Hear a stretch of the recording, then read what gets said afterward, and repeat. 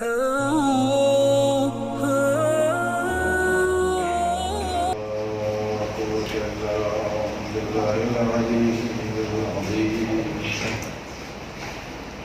بالله من الشيطان اللعين الرجيم. بسم الله الرحمن الرحيم. الحمد لله الذي هدانا لهذا وما كنا لنهتدي لولا أن هدانا الله. لقد جاءت رسل ربنا بالحق. ثم الصلاة والسلام والتحية والإكرام على النبي الأمي المكي المدني القرشي الهاشمي الرسول المصدق المصطفى الأمجد حبيب الله العالمين الشفيع المذنبي ورحمة للعالمين أبي القاسم المصطفى محمد. اللهم صل على محمد وعلى آل بيته الطيبين الطاهرين المعصومين المظلومين ولعنة الله على أعدائهم أجمعين منكري فضائلهم وغاصبي حقوقهم.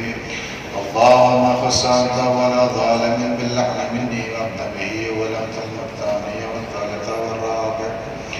اللهم لا نزيد خامسا ولا نميت الله وابن زاد ولا مرجانا وعمر بن سعد وشكرا وعلى أبي سفيان وعلى زاد وعلى مروان إلى يوم القيامة.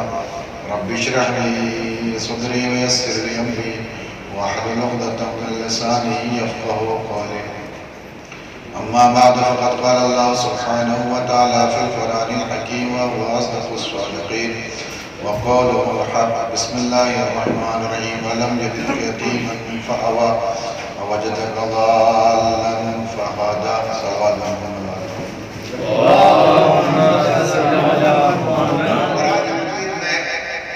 بالخصوص اس سورے میں اللہ نے دو ایسی محسن ہستیوں کا تذکرہ کیا ہے کہ جو عالم اسلام میں محسن کے نام سے جانے گئے ہیں، اور شاید ان کی کامیابی کے لیے ان کی بزرگی کے لیے یہ کم نہیں ہے کہ جن کو محسن اسلام کہا جاتا ہے۔ عزیزان گرامی، اسلام قیامت تک باقی رہنے والا دین ہے اور یہ ابدی دین ہے، اور خداوند عالم کی بارگاہ میں اپنی تازگی اپنی شادابی کے ساتھ پہنچ جائے گا۔ لیکن جب یہ پہنچے گا تو تنہا نہیں پہنچے گا بلکہ اپنے ساتھ ایک نام لے کے پہنچے گا کہ کوئی ذات محسن اسلام بھی ہے۔ ایک نام لے کر کے پہنچے گا کوئی ذات محسن اسلام بھی ہے۔ اللہ نے اس ذات کو پہچانوانے سے پہلے اپنے پیغمبر کی پناہ کا تعارف کرانے سے پہلے کچھ قسمیں کھائیں۔ وَالضُّحَىٰ وَاللَّيْلِ إِذَا سَجَىٰ۔ عزیزان گرامی، دنیا کا دستور ہے کہ دنیا کے دیگر افراد بھی قسمیں کھاتے ہیں اور ہم بھی قسمیں کھاتے ہیں۔ دستور حیات، دستور زندگی ہے کہ انسان اپنی زندگی میں اپنے کلمات کو معتبر بنانے کے لیے قسمیں کھاتا ہے، لیکن اللہ کو اپنے قول میں اعتبار دینے کی ضرورت نہیں ہے۔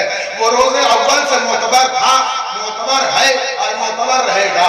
لیکن عزیزان گرامی، صرف کلام ہی کو معتبر نہیں بنایا جاتا، بلکہ کلام کے اندر اگر کوئی ذات مخفی ہے تو اس کلام کے اعتبار سے اس ذات کو بھی معتبر بنایا جاتا ہے۔ اس ذات کو بھی معتبر بنایا جاتا ہے۔ عزیزان گرامی، تو انسان اپنے کلام کو، اپنے گفتگو کو معتبر بنانے کے لیے قسم کا سہارا لیتا ہے۔ یہ دنیا کا دستور ہے۔ اب ہم قسمیں اپنی زندگی میں کن کن چیزوں کی کھاتے ہیں؟ ہم اپنی زندگی میں قسم جو کھاتے ہیں، جو ہمارے نگاہوں کے اعتبار سے، ہماری معیار کے اعتبار سے، ہمارے اسٹیٹس کے اعتبار سے جو ہم سے بلند ہو یا ہم پلہ ہو تو اس کی قسم کھاتے ہیں۔ انسان اپنے پیروں اور جسم کے کسی حصے کی قسم نہیں کھاتا۔ اگر قسم کھاتا بھی ہے تو بہت ترقی کر گیا جس میں تو سر کی قسم کھائے گا، یا اپنے کسی محبوب کی قسم کھائے گا، اولاد کی قسم کھائے گا۔ ولو ایک شریعت میں اس قسم کا کوئی اعتبار نہیں ہے سوائے واللہ باللہ تاللہ کے، اور کسی قسم کا اعتبار نہیں کیا گیا۔ لیکن عرف کے اعتبار سے ان قسموں کا بھی اعتبار ہے اور لوگ ان قسموں کو مانتے ہیں۔ جناب عباس کی قسم کھائی گئی، امام حسین کی قسمیں کھائی گئی، لیکن یہ دستور ہے کہ انسان اپنے کلام کو معتبر بنانے کے لیے قسمیں کھاتا ہے اور اس کی نگاہ میں جو شے معتبر ہے اور اس کی قسم کھاتا ہے۔ اسی لیے ہماری عدالتوں کا دستور یہ ہے کہ جب گواہ کو پیش کیا جاتا ہے تو وہ گواہ جب گواہی دینے کے لیے آتا ہے اور کٹگرے میں جب کھڑا ہوتا ہے تو اس کے سامنے اس کے مسلک کے اعتبار سے اس کے معتبر ترین کتاب کو پیش کیا جاتا ہے، اور وہ ان حروف کی قسمیں نہیں کھاتا بلکہ کپڑے میں لپٹی ہوئی اس کتاب پر ہاتھ رکھتا ہے اور قسم کھاتا ہے جو کہوں گا سچ کہوں گا، سچ کے سوا کچھ نہیں کہوں گا۔ عزیزان گرامی، آ کر کے لے کر کے کٹگرے میں کتاب رکھی گئی اور اس شاہد نے ہاتھ رکھا اور قسم کھانا شروع کر دیا۔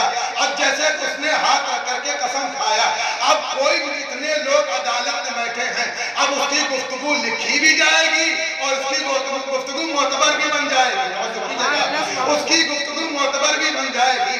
عزیزان گرامی، اس نے جو گواہی پیش کی جج نے اسی گواہی کے اعتبار سے فیصلہ کر دیا۔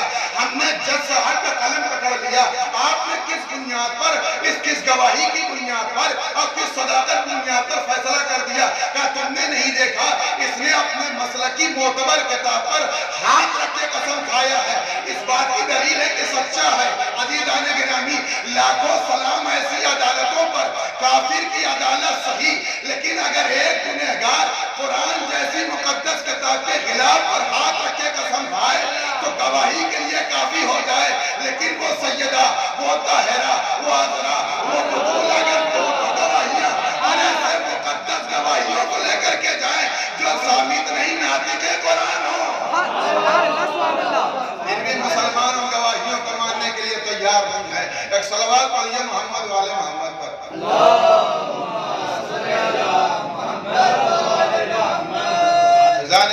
اللہ نے اس سورے میں جناب ابو طالب علیہ السلام کا تعارف کرانے سے پہلے قسمیں کھائی ہیں، اس کے بعد پیغمبر کے خطاب کی علم یجد کے یتیماً فاوا، اے میرے حبیب کہ میں تم کو بے سایہ سمجھ رہا تھا تو کیا ہم نے تمہیں تمہاری اس یتیمی میں سہارا تمہیں عطا نہیں کیا، اور تمہاری گمگشتہ زندگی کو ہم نے پناہ عطا کر دی اور ہدایت کا ثمرہ تمہیں عطا کر دیا اور سامان فراہم کر دیا۔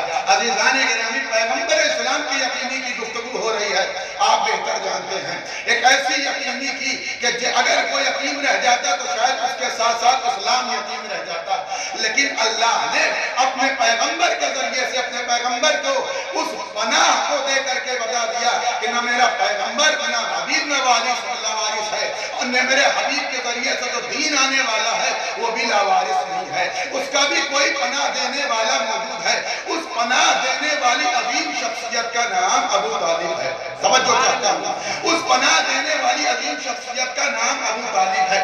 تاریخ کے دامن میں کچھ ایسی ہستیاں ہیں، حتیٰ کہ قرآن مجید میں کچھ ایسی ہستیوں کو بتایا گیا ہے جنہوں نے معصومین کی تربیت کی ہے، پالا ہے، اور ان تربیت کے مقابل میں اللہ نے بہت سی چیزیں انہیں عطا بھی کی ہیں۔ سب سے پہلی تربیت جناب مریم کی ہے۔ جناب مریم کون ہے؟ جناب حنہ خاتون کی بیٹی ہیں، اور یہ عظیم خاتون ہیں جن کو جناب حنہ خاتون نے نظر کے مقابل میں جب جناب مریم کی ولادت ہوئی، تفصیل موجود ہے۔ ہم ایک بات کی طرف اشارہ کر کے آگے بڑھنا چاہتے ہیں، جب جناب مریم کی تربیت کا مسئلہ ہوا اور وہاں کے لوگوں نے یہ بات کہی کہ مریم کی تربیت کون کرے گا، اس مریم کی کفالت کون کرے گا، آواز قدرت آئی، ہنہ گھبراؤ نہیں، یہ معصومہ ہے، اس کے چہرے سے نقاب رکھ دو۔ جیسے جناب حنہ خاتون نے چہرے سے نقاب رکھا، ہر ایک آگے بڑھا، اس خوبصورت معصومہ کی تربیت ہم کریں گے۔ دعوے دار کئی ہو گئے، فیصلہ کیسے ہوگا؟ ایک بزرگ نے فیصلہ کیا، دیکھو جاؤ اپنا اپنا قلم لاؤ، اور بعض مفسرین نے کہا کہ اللہ نے یہ فیصلہ کروایا، کہا کہ جب تمہارے درمیان کسی مسئلے میں فیصلہ نہ ہو سکے تو قرآن کے ذریعے سے فیصلہ کر لینا، لہذا قرآن کا مسئلہ قرآنی مسئلہ ہے، انسان کی ایجاد والا مسئلہ نہیں ہے۔ توجہ کیجئے گا، وہاں بھی قرآن کا مسئلہ رکھا گیا، جناب مریم کی تربیت کا مسئلہ، جناب مریم کی کفالت کا مسئلہ، تمام لوگوں کو بلایا گیا۔ قرآن کیسے ہو؟ کہا اپنا اپنا قلم لے آؤ، سب لوہے کا قلم بناؤ، جس کا قلم دریائے نیل میں ڈوب جائے گا وہ معصومہ کی تربیت نہیں کرے گا، جس کا قلم قطعِ آبا باقی رہے گا وہ معصومہ کی تربیت کرے گا۔ سب نے قلم ڈالا، ان تمام لوگوں میں ایک معصوم نبی بھی تھا جس کو زکریا کہتے ہیں، جناب زکریا نے بھی قلم ڈالا، سب کا قلم مطلوبہ جناب زکریا کا قلم باقی رہا. یہاں شاید میں آپ کے سامنے بیان کر چکا ہوں. اللہ نے بتا دیا یاد رکھو معصوم سے کوئی چیز اگر منسوب ہو جائے تو دنیا کی چیزیں اسے غرق نہیں کر سکتی. معصوم سے اگر کوئی چیز منسوب ہو جائے اسے دنیا کی کوئی چیز غرق نہیں کر سکتی ہے. الغرض جناب مریم سلام اللہ علیہا کی تربیت کی ذمہ داری جناب زکریا کے حوالے کر دی گئی. جناب زکریا نے تربیت کرنا شروع کر دی اور تربیت کرتے کرتے جب اس منزل میں آئی جناب مریم صبح و شام اللہ کی عبادت میں ایک حجرہ مخصوص بنا دیا گیا. صرف تسبیح و تحلیل میں مریم جو ہے موجود ہیں. ایک دن جناب زکریا آئے دسترخوان جنت دیکھا. مریم سے پوچھا خوبصورت دسترخوان خوشبودار لذیذ کھانے کہاں سے آ گئے؟ جناب مریم نے کہا اللہ روزی دینے والا ہے بے حساب رزق کا مالک پروردگار عالم ہے. عزیزان گرامی جیسے ہی جناب مریم نے کہا اس وقت اتنی دن کی زحمتوں کو جناب زکریا نے دہرایا اور دہرانے کے بعد اللہ کی بارگاہ میں دست سوال دراز کر دیا. پروردگار ایک معصومہ کو پالا ہے مجھے بھی اولاد عطا کر دے میری بھی میرے گھر کو آباد کر دے. اللہ نے جناب زکریا کی دعا قبول کی. اس کی 9 علامتیں ہیں کسی موقع پر ہم پیش کر دیں گے لیکن جناب زکریا کی دعا قبول ہوئی. آج جو جناب زکریا کی دعا قبول ہوئی اس دعا کے نتیجے میں جناب یحییٰ جیسا بیٹا دیا گیا وہ بھی نبی بیٹا. اس کا مطلب یہ ہے کہ کارخانے قدرت میں قانون ہے کہ اگر کوئی ایک معصومہ پالے گا تو اللہ اس کے بدلے ایک بیٹا دے گا اور بیٹا بھی معصوم عطا کرے گا. اس کا مطلب یہ ہے کہ قانون قدرت یہ ہے کہ اللہ اگر کسی کوئی معصومہ پالے گا اس کسی ایک معصومہ کو پالے گا تو اللہ اس کے بدلے اس کو بیٹا عطا کرے گا اور بیٹا معمولی نہیں ہوگا بلکہ معصوم بیٹا ہوگا. میں کہوں گا پروردگار یہ قانون قیامت تک باقی رہے اس لیے کہ محسن اسلام پر ایک اعتراض ہونے والا ہے. اعتراض کل ہوگا جواب آج ہو جائے. عزیزان گرامی آواز قدرت کہنا کیا چاہتا ہے؟ میں کہنا یہ چاہتا ہوں میرے معبود جب تم نے ایک معصومہ کو پالنے والے زکریا کو تو بیٹا دیا وہ بھی معصوم عطا کیا جو عصمت صغرا کے پالنے والے جناب زکریا کو اگر بیٹا دے تو معصوم دے. پروردگار ایک معصومہ کے پالنے والے کا اجر یہ ہے اگر کوئی بندہ آنے والے دور میں 2 بڑے معصوم کو پال کر کے رسالت بھی کھڑا کرے ولایت بھی تیار کر دے اسے کیا دے گا؟ آواز قدرت آئی جس اعتبار سے عصمت ہوگی ویسے ہی جزا دی جائے گی. ہم نے زکریا کو ایک معصوم دیا ابو طالب کو 12 معصوم عطا کرے.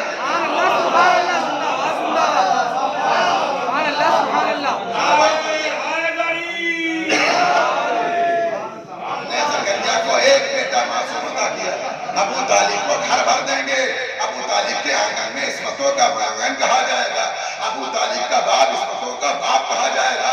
ابو طالب کو صدف عصمت کہا جائے گا. ابو طالب کے گھروں میں آیتوں کی انگڑائیاں ہوں گی. ابو طالب کے گھر میں قرآن کا نزول ہوگا. یہاں پر قرآن نازل ہوگا. ابو طالب کے گھر میں فرشتوں کا نزول ہوگا. ملائکہ کا نزول ہوگا. وحی کا نزول ہوگا. شریعت کی ابتدا ہوگی. سارے پیغام ابو طالب کے دروازے سے چلیں گے. نماز ابو طالب کے دروازے سے, روزہ ابو طالب کے دروازے سے, حج ابو طالب کے دروازے سے, قرآن ابو طالب کے دروازے سے. ہم ابو طالب کو وہ دے دیں گے جب تک ہم نے کسی کو نہیں عطا کیا. اس لیے کہ جناب ابو طالب نے ایک دو عظیم معصومین کو پالا. عزیزان گرامی اس کے بعد جناب مریم کے ہاں اللہ نے ایک بیٹے کی بشارت دے دی. جب جناب مریم کو اللہ نے ایک بیٹے کی بشارت دے دی اور بغیر باپ کے یہ قضیہ بھی اس زمانے کے لیے بڑا المیہ تھا اور اللہ نے کہا میں نے آیت بنایا. غرض جناب مریم سے خطاب ہوا مریم گھبراؤ نہیں تمہاری عصمت اور عفت کی ذمہ داری ہمارے اوپر. اگر انتظام ہم نے کیا ہے تو تمہاری حفاظت بھی ہم کریں گے. گھبراؤ نہیں لیکن اپنا مقام اپنا مرکز اور اپنی جگہ چھوڑو. کہاں چلے جائیں پروردگار؟ دمشق میں جناب مریم سلام اللہ علیہ تھی. قوم نے اعتراض کر دیا تمہاری ماں ایسی نہیں تھی تو یہ بچہ کہاں سے لے کر کے آئی ہو؟ اللہ نے جناب مریم سے کہا چپ رہنا بولنا نہیں. جناب مریم وہاں سے چلی. روایت میں ہے کہ جناب مریم کربلا مقدس آئی اور اس مقام پر جناب عیسیٰ کی ولادت ہوئی جس مقام پر امام حسین علیہ السلام کو شہید کیا گیا. توجہ چاہتا ہوں، یعنی اللہ بھی جانتا تھا کہ اگر کسی معصوم سے یا کسی معصوم کی ماں کی عصمت اگر بچانا ہو تو آنے والے دور میں ہم بتائیں گے جیسے کربلا تمام چیزوں کا محافظ ہے ویسے عصمتوں کا بھی محافظ ہے.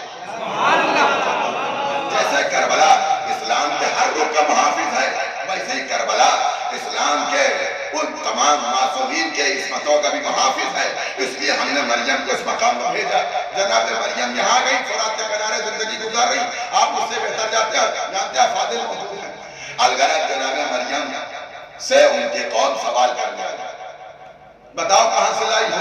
اللہ نے کہا کہ تم کو خاموشی کا روزہ رکھنا ہے. یہی جملے کہے جاتے ہیں. جناب مریم چپ ہیں. کہا تمہیں کیا کرنا ہے؟ کہا اپنے کمسن بچے کے لیے طرف اشارہ کر دینا. جیسے ہی جناب مریم کے پاس قوم آئی، میں کہوں گا پروردگار اگر یہی انتظام کرنا تھا تو مریم کہہ دیتے، اپنی لفظی اپنی گفتگو میں کہتی، اپنے کلام میں کہتی، مجھ سے نہ پوچھو اس بچے سے پوچھو.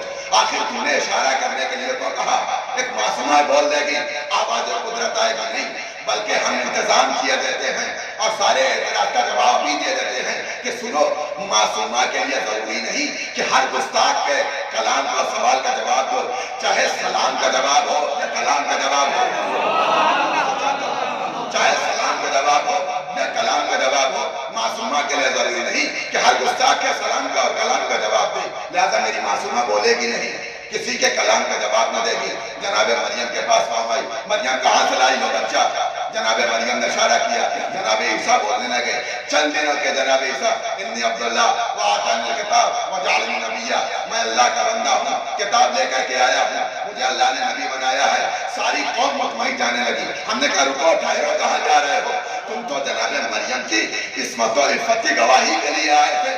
آخر جناب عیسیٰ نے تو ایسی کوئی گفتگو نہیں کی. کیا تمہیں نہیں پتا کم سن بچہ بول رہا ہے کہ میں عام بندہ نہیں ہوں، میں عام بچہ نہیں ہوں، اللہ کا بھیجا ہوا بندہ ہوں. توجہ چاہتا ہوں، اللہ کا بھیجا ہوا بندہ ہوں، میں ایک کتاب کا مالک بھی ہوں اور میں اللہ کی طرف سے نبی بنا کر بھیجا گیا ہوں. اس کا مطلب یہ ہے کہ اگر کوئی بندہ بول دے اور بول کر کے اپنا تعارف کرائے تو اس کی ماں کی عصمت اور عفت کی گواہی کے لیے کافی ہو جاتا ہے.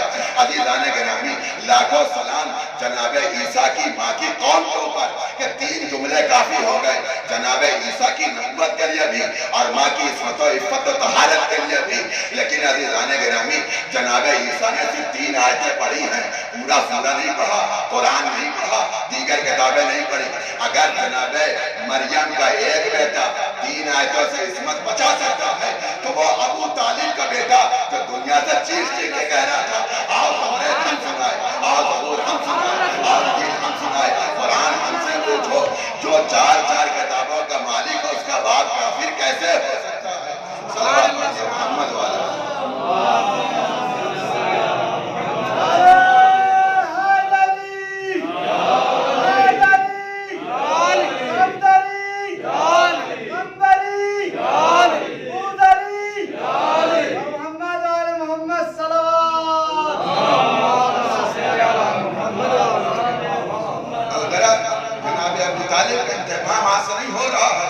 بہت پہلے سے اہتمام کیا جا رہا ہے. ایک ایسی شخصیت دنیا میں آنے والی ہے، وہ عظیم شخصیت ہوگی، انبیاء کی پرورش کرے گی اور تمام انبیاء کی محنتوں کا ثمرہ جو ہوگا وہ یہیں سے جڑ جائے گا. عزیزان گرامی، چند باتیں اس کے بعد ختم و دعا ہے کہ جناب ابو طالب کا ایمان پر اعتراض ہوتا کہ جناب ابو طالب علیہ السلام ایمان نہیں لائے، اگر لائے تو مقصود تو کیا. اس کے 3 جوابات آہستہ آہستہ سن لیجئے اور اس کے بعد اگر روایت اور بات تمام کروں گا کہ یہ تنہا جناب ابو طالب نے ایمان نہیں چھپایا ہے، یہ کارخانے قدرت کا انتظام ہے جناب ابو طالب کے لیے. اولاً میرے پاس کتاب موجود ہے اور بھی لوگوں کے پاس موجود ہوگی، جناب ابو طالب کے حوالے سے ذخیرہ کتاب لکھی گئی ہے. انہوں نے لکھا کہ اول جناب ابو طالب جناب عیسیٰ کے 12ویں مسیح ہیں.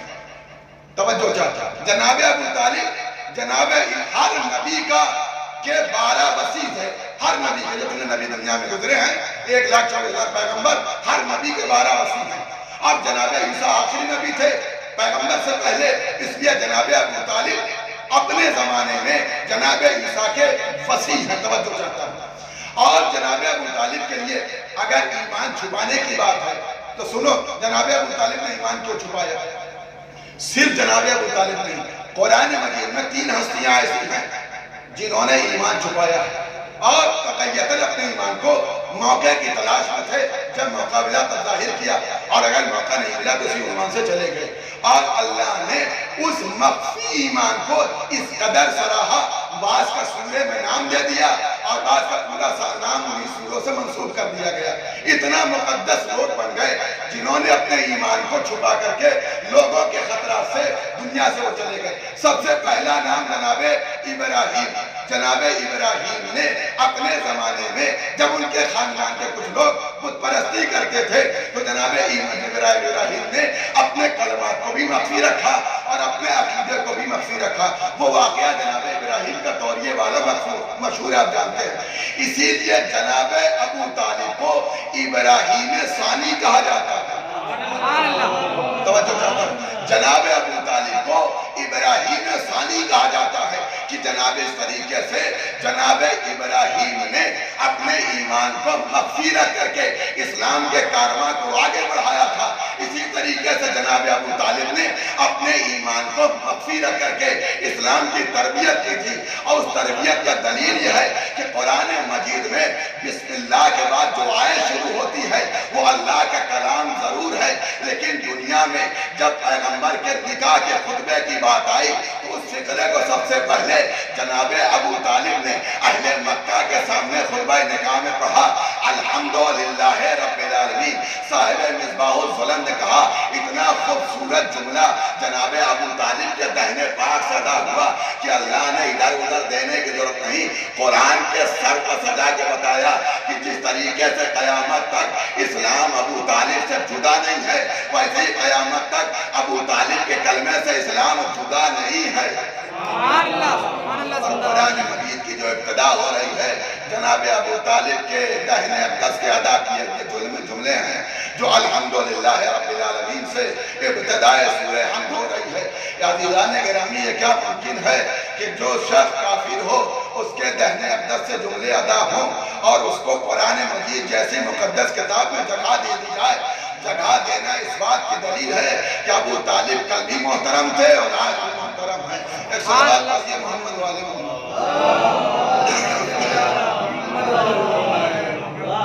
عزیزان گرامی، دوسرا جناب ابراہیم پہلے، دوسرے جناب آل فرعون، انہوں نے بھی اپنے ایمان کو چھپایا، ان کا تذکرہ بھی قرآن میں موجود ہے۔ اور اس کے بعد تیسرا جنہوں نے اپنا ایمان چھپایا اور جن کا تذکرہ قرآن میں کیا گیا ہے، ان پر تفصیلیں موجود ہیں، لیکن صرف ہم گزر جانا چاہتے ہیں ایک روایت کے لیے جو زحمت دینا ہے۔ اصحاب کہف مشہور ہیں، ان 7 افراد نے اپنا ایمان چھپایا، مخفی رکھا، غار میں جا کر کے چھپ گئے، اور اللہ نے ان کے نام سے پورا سورہ منسوخ کر دیا۔ یعنی اللہ نے بتا دیا کہ ایمان چھپانا اور ہے، ایمان نہ لانا اور ہے۔ عزیزان گرامی، ایک سوال کا جواب یوں ہی دے دیا جائے نقضی طور پر، جو شخص نماز پڑھاتا ہے اس سے نماز پڑھنے کا سوال نہیں ہوتا۔ جو شخص نماز کا محافظ ہے اس سے نماز پڑھنے کا سوال نہیں ہوتا۔ جناب ابو طالب کلمہ پڑھنے نہیں، کلمہ پڑھوانے آئے تھے۔ جناب ابو طالب سے کلمے کا سوال نہیں کیا جائے گا، بلکہ جناب ابو طالب اس فہرست میں شمار کر کیے جائیں گے جنہوں نے کلمے کی حفاظت کی ہے۔ صلوات پڑھیے محمد والے محمد پر۔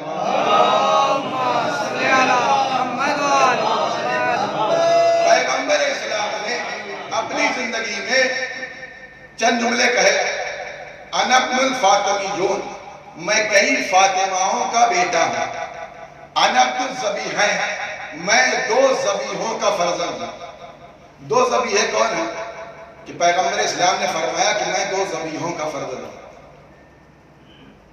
جناب عبد المطلب کا انتقال ہو چکا اور جناب عبداللہ کا انتقال ہو چکا۔ جناب عبد المطلب نے اپنے تمام بیٹوں میں جناب ابو طالب کا انتخاب کیا کہ یہ میرے لال، یہ میرا یتیم بیٹا، اس کی پرورش، اس کی کفالت تمہارے حوالے، اس کے کفیل تم ہو۔ عزیزان گرامی، 10 بیٹوں میں جناب عبد المطلب نے صرف جناب ابو طالب کا ہی انتخاب کیوں کیا؟ توجہ چاہتا ہے۔ اولاً تاریخ میں لکھا کہ اولاً جناب عبد المطلب کیا کوئی اولاد نہیں ہوتی تھی۔ بہت عرصے کے بعد جب انہوں نے نظر مانی، اس زمانے میں ایک نظر ہوتی تھی خانہ کعبہ میں آ کر کے کہ اگر میرے ہاں بیٹا ہو گیا تو میں اپنے بیٹوں میں سے ایک کو قربان کروں گا تیری بارگاہ میں۔ عزیزان گرامی، پیغمبر نے کیا فرمایا؟ انا ابن الذبیحین، میں دو ذبیحوں کا فرزند ہوں۔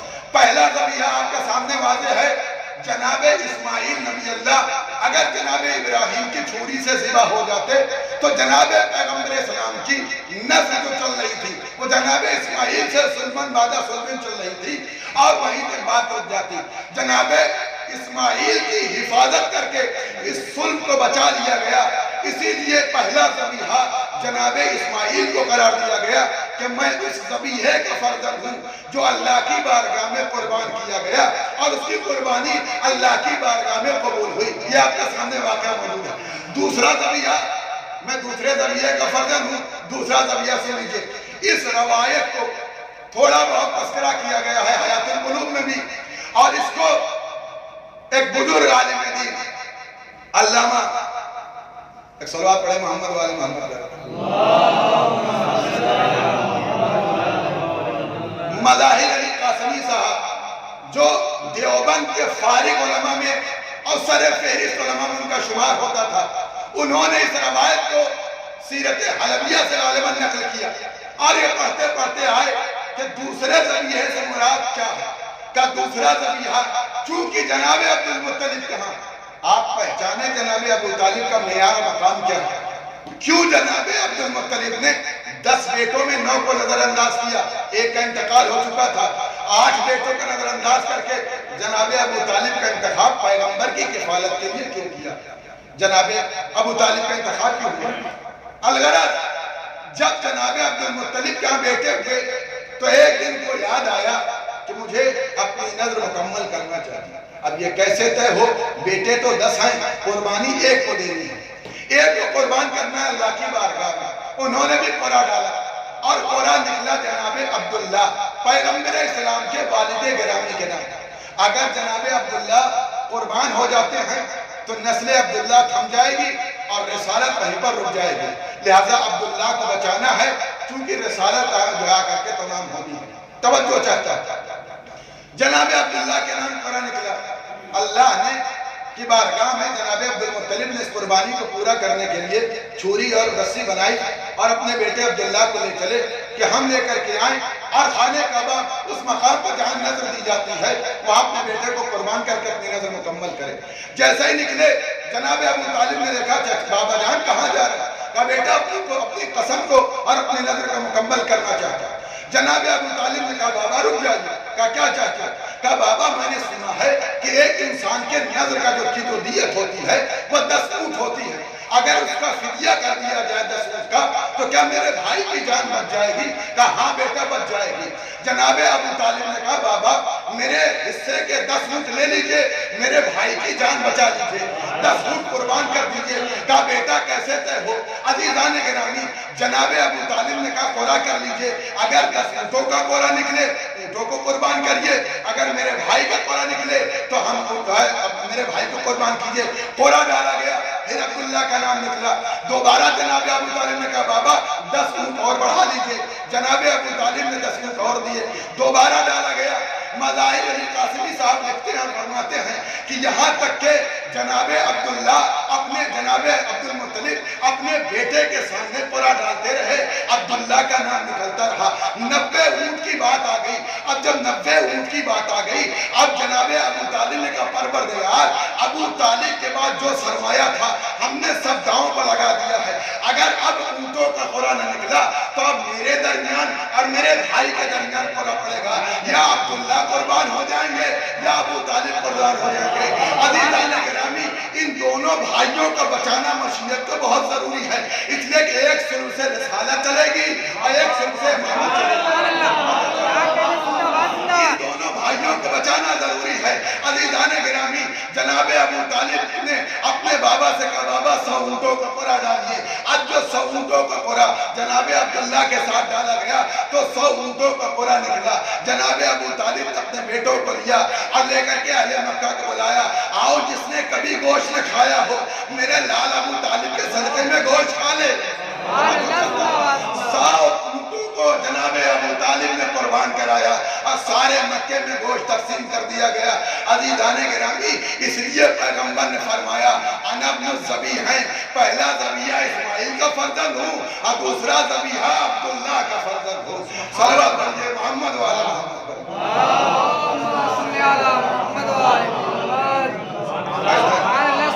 یہ ہے جناب ابو طالب, یہ ہے جناب ابو طالب کی شخصیت, یہ عظمت اور یہ بزرگی, یہ وقار, یہ رفعت اور یہ بلندی کس کو ملی ہے؟ رسالت کو بچانے کا انتظام ابو طالب نے کیا. اتنا ہی نہیں, تاریخ نے لکھا کہ اگر تھوڑی دیر کے لیے پیغمبر آنکھوں سے اوجھل ہو جاتے تھے جناب ابو طالب بے چین ہو جاتے تھے. تاریخ احمدی میں لکھا گیا کہ تاخیر ہو گئی, سورج چڑھنے کو آ گیا اور پیغمبر اسلام نماز صبح سے اب تک واپس نہ آئے. ایک مرتبہ جناب ابو طالب گھبرا گئے, اپنے تمام بنی ہاشم کے جوانوں کو بلایا, کہا تلواریں سجا لو. کہا بابا ہو کیا گیا؟ کہا میرا بھتیجا گیا تھا اور اب تک واپس نہیں آیا, مجھے خوف ہے کہیں کافروں نے میرے بچے کو کوئی نقصان نہ پہنچایا ہے. ذرا تلوار اٹھاؤ, اگر میرے بھتیجے کو کہیں خراش آ گئی ہے تو مکے کو خون سے رنگین کریں گے. جناب ابو طالب ابھی تیاری کر رہے تھے, اتنے میں جناب عبداللہ آ گئے اور جیسے ہی جناب عبداللہ آئے ایک مرتبہ چہرے پر خوشی کے آثار نمودار ہوئے. جناب پیغمبر اسلام کو دیکھا, آنکھوں سے لگا لیا اور سینے سے لگا کے پوچھا میرے لال محمد کہاں چلے گئے تھے؟ کہا میں اپنی بھوپی کے یہاں چلا گیا تھا اس لیے تاخیر ہو گئی. کہا بیٹا بغیر بتائے مجھ سے نہ جایا کرو, میری روح نکلنے لگتی ہے. لیکن تھوڑی دیر سوچنے کے بعد جناب ابو طالب نے کہا اب جو تلواریں سجا لی ہیں, اپنے جوانوں کو تیار کر لیا ہے, تو چلو لال میرے لال محمد. جناب پیغمبر اسلام کو لیا, مکے کے حصار میں پہنچے, اس جگہ پہنچے جہاں کفار قریش جمع تھے, اور جمع ہونے کے بعد عتبہ کو پکڑنے کے بعد کہا سن, میں اس وقت اپنے جوانوں کو کیوں لایا ہوں؟ کہا کیوں لے کر کے آئے ہو؟ کہا تمہارے ذہنوں میں جو شکوک چل رہے ہیں اور میرے لال کے مقابل میں جو تمہارے ہاں خدشات ہیں اور جو سازشیں ہو رہی ہیں میں ابھی انتظام کیے دیتا ہوں. یہ جب جوان ہیں ہم اس لیے آج لے کر کے آ رہے تھے کہ صبح سے ہم نے اپنے بھتیجے کو نہیں دیکھا تھا اور مجھے ایسا لگا کہ تم نے میرے بھتیجے کو نقصان پہنچایا, لہذا اس وقت تو میرا لال واپس آ گیا. لیکن سن لو کہ جیسے آج ہم نے تیاری کی ہے اپنے بیٹے کی حفاظت کے لیے, کل ایسے ہی تیاری میں میدان میں ہم اتریں گے. اور اس کے بعد اپنے جوانوں سے کہا اپنی چادر ہٹاؤ اور اپنے چمکتی ہوئی تلواروں کو دکھاؤ تاکہ انہیں پتا چل جائے کہ محمد اکیلا نہیں, ابو طالب جیسا وارث موجود ہے. صلوات پڑھیے محمد والے محمد پر. اللہم صلی علی محمد وعلی محمد.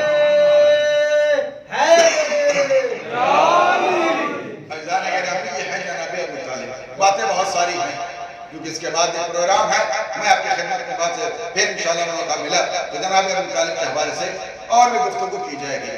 عزیزان گرامی, محسن اسلام کا نام ابو طالب, جس نے اپنے بیٹوں کے بستر کو اس لیے بدلا تاکہ میرا لال محمد بچ جائے. کبھی عقیل کو, کبھی طالب کو, کبھی جعفر کو, کبھی مولا علی کو اپنے پیغمبر اپنے لال محمد کے بستر بدلتے رہے. راتوں رات جاگ کر کے اپنی جس رسالت کی حفاظت کی ہے اس رسالت کے محافظ کا نام ابو طالب ہے. عزیزان گرامی, اور اس کے بعد اتنا ہی نہیں بلکہ جناب ابو طالب نے قربانی کا انبار لگا دیا اور اپنی نسل کو اسلام کے ایک ایک دریچے کو, ایک ایک رخ کو سینچنے کے لیے اپنے خون کو مباح کر دیا اور وقت کر دیا. جاؤ اگر تم اسلام کو ختم کرنا چاہتے ہو تو ہمارا خون بہاتے چلے جاؤ, لیکن اسلام کا بال باقا نہیں کر سکتے. عزیزو, دنیا اسلام کو بچانے کے لیے, ختم کرنے کے لیے تلواریں کھینچ کر کے میدان میں آ گئی اور ایک ایک رخ کو مٹانا چاہتی تھی. کبھی پیغمبر کو, کبھی مولا علی کو, کبھی امام حسن کو, کبھی امام حسین کو. یہ جناب ابو طالب کا ہی لہو تو تھا جو زمین پر بے دریغ بہایا جا رہا تھا. اتنا سستا ہو گیا تھا ابو طالب کا لہو جس کو جو چاہا کبھی زہر دے کے شہید کر دیا، کبھی تلوار سے ٹکڑے ٹکڑے کر ڈالا، کبھی جہاں چاہا ابو طالب کا لہو بہا دیا گیا۔ لیکن عزیزان گرامی یہ سستا لہو ایک مرتبہ میدان مقتل میں جب پہنچا تو اتنا وزنی ہو کر کے علی اصغر کی شکل میں آیا کہ آسمان نے اس کو برداشت کرنے سے انکار کر دیا، زمین نے اس کو اٹھانے سے برداشت کر لیا کہ یہ ابو طالب کا خون کب تک بہے گا، اتنا وزنی خون ہے کہ نہ زمین اٹھائے گی نہ آسمان اٹھائے گا۔ یہ ہے ابو طالب کا لہو۔ عزیزان گرامی جناب ابو طالب کی قربانی قیامت تک یاد کی جاتی رہے۔ امیر المومنین سے ایک شخص نے کہا جب مقام رحبہ پر مولا بیٹھے ہوئے ہیں اور امیر المومنین سے کہا مولا آپ تو اتنے خوش نصیب ہیں کہ آپ اسلام کے ولی اور ذمہ دار ہیں، لیکن آپ کے بابا کے لیے میں سنتا ہوں ان کو دوزخ میں جلایا جا رہا ہے۔ مولا کائنات کے چہرے پر بل آ گئے کہ اس کو خاموش ہو جا اور تجھ پر پہاڑ ٹوٹ پڑے، تو میرے بابا کے متعلق ایسی گفتگو کر رہا۔ سن، میرے بابا کا ایمان ایک طرف اور دنیا میں تمام لوگوں کا ایمان ایک طرف۔ اللہ میرے بابا کو یہ حیثیت دے کر کے رکھا ہے اللہ نے کہ اگر پوری دنیا کے انسانوں کو شفاعت کرانی ہوگی اور صرف میں اپنے بابا کو پیش کر دوں گا تو ساری دنیا کی شفاعت میرے بابا کے ذریعے سے ہو جائے گی۔ اور سن، میدان محشر میں ہم ائمہ کے بعد جو سب سے زیادہ نور ہوگا، حتیٰ کہ انبیاء کو شامل کیا گیا، سب سے زیادہ نور جس کے چہرے پر ساتھ ہوگا وہ میرے بابا کا نور ہوگا۔ اور تجھے سوچنا چاہیے جس کا بیٹا جنت و جہنم کا بانٹنے والا ہو اس کا باپ جہنم میں کیسے چلا جائے گا؟ میرا باپ ایمان کے اعلیٰ درجے پر تھا، نہ دنیا میں اس کا ایمان کا جواب تھا اور نہ آخرت میں اس کے ایمان کا جواب ہوگا۔ عزیزان گرامی اتنا ہی نہیں، پیغمبر اسلام نے اپنے اس چچا جو شفیق باپ کے معنی تھے جانے کے بعد عام الحزن قرار دے دیا، پورے سال کو غم میں تبدیل کر دیا۔ اور رسول خدا نے رو کر کے کہا اے میرے بابا یتیمی کا احساس مجھے اب ہو رہا، آپ چلے گئے اب مجھے یتیمی کا احساس ہو رہا ہے۔ اے میرے بابا آپ نے مجھے ایسا پالا تھا، آپ نے مجھے ایسی تربیت کی تھی کہ آپ نے مجھے تنہا نہیں رہنے دیا۔ پیغمبر اسلام نے اس مقام پر جناب ابو طالب کو محسوس کیا تھا کہ وہ سایہ دار درخت تھا، آج میں بے سایہ ہو گیا۔ عزیزان گرامی کربلا کے میدان میں جو لہو تاراج ہو رہا تھا، جو لہو بہایا جا رہا تھا، وہ کسی اور کا لہو نہیں تھا، وہ لہو جناب ابو طالب کا تھا۔